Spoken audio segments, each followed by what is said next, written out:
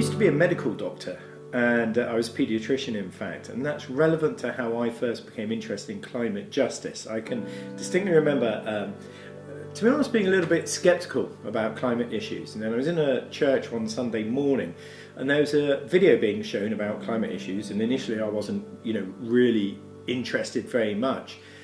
But then as this video continued, it showed me something that I hadn't realised until that point, which is that climate change, global warming, impacts people, and in particular impacts the poor.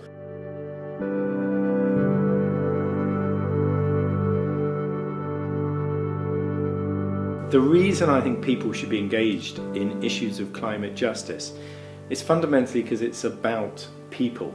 And actually the Old Testament put that in concrete terms. It said things like, when you're building a house, put a parapet around the roof so that people don't fall off. It said if your neighbour's ox or donkey falls by the wayside, you should help it and pick it up and bring it back to your neighbour. It said you should leave gleanings, food at the edge of the field, or crops at the edge of the field so your neighbour can pick them up. My point is, the Old Testament is full of a narrative of a command that says we need to care for our neighbour. Now that's continued into the New Testament. Paul says we shouldn't only look out for our own interest. John says, or in the letter to John, it says, how can the love of God be in us if we simply say to the person who's hungry and homeless, bless you and we'll pray for you, but do nothing to meet their physical needs. Climate change, global warming, affects people.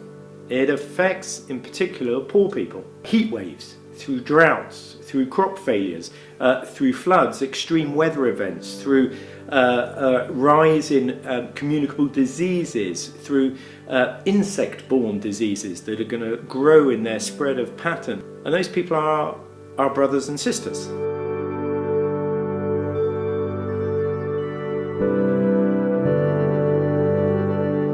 So how do we address this?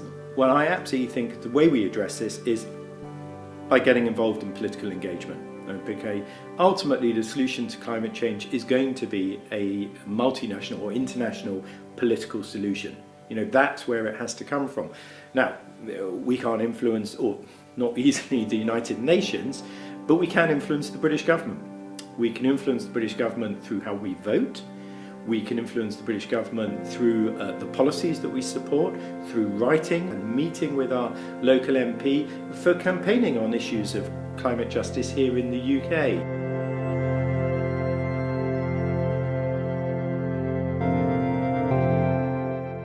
So thinking about Romans 13, it says be subject to the authorities, and some people have interpreted that to mean that we just do whatever governments say. Governments have been appointed by God, and therefore we should just obey them. But actually, if you look at the life of Paul, indeed if you look at the life of Jesus and the early disciples, there's times when they very clearly are not, don't just do whatever the authorities say. So you have this tension. Governments ordained by God, in some sense we're meant to be subject to them, but also examples where we're clearly, in the name of Christ, not simply doing everything that the authorities are saying. Governments are ordained by God, but they're ordained by God as a temporary measure until Christ comes again.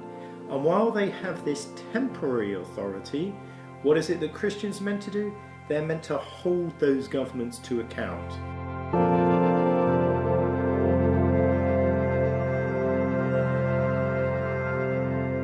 British evangelicalism has a great history of political engagement. Obviously I can point to the 19th and 18th centuries and the reforms of people like Wilberforce and Elizabeth Fry and so on. Evangelicals are right at the forefront of changing school systems, penal systems. Slavery obviously is the classic example that everyone knows about, but factory conditions as well, the lives of the working poor, children's rights and so on. So if we look at our heritage as evangelicals, we have been, certainly in the 19th and 18th centuries, very much engaged in political reform. Jubilee 2000, a campaign that was begun by Christians about cancelling third world debt, it actually led to the cancellation of global south debt and the introduction of the highly indebted poor countries initiative. In other words, it's made a real difference Yes, these problems are big and complex. Yes, we're not going to solve them, and some of them will remain, until Jesus comes again. But we need to do what we can, because that's what it means to love our neighbour in the meantime. And certainly my experience of political engagement has been that those who genuinely have the biggest influence are those who do it quietly.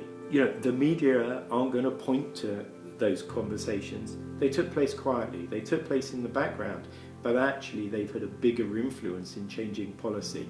And to use a biblical analogy, perhaps you could argue working more as a mustard seed that actually leads to much bigger change in the long term.